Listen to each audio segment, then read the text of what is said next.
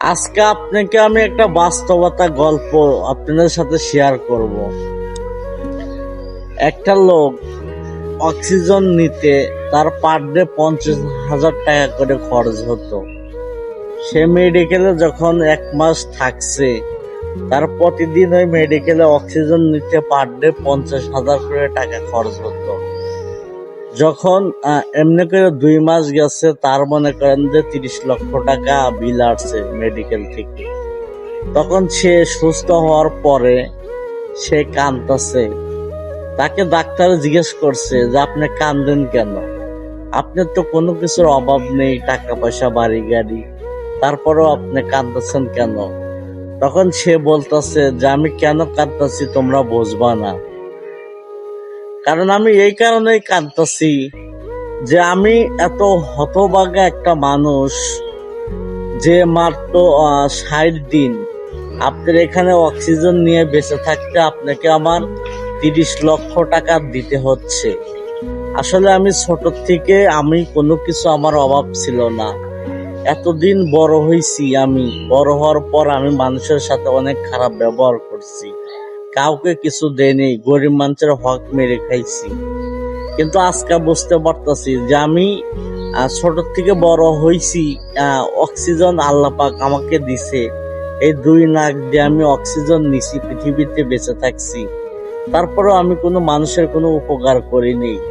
আর সামান্য 60টা দিন আপনার এই মেডিকেলে যা অক্সিজেন নিয়ে বেঁচে থাকতে আপনাকে আমার 30 লক্ষ টাকা দেওয়া লাগতেছে।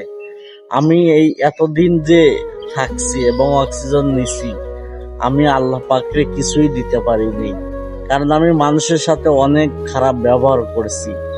আসলে মানুষকে কখন কোথায় থেকে হিদায়েত আল্লাহ পাক দান করে কেউ জানে না।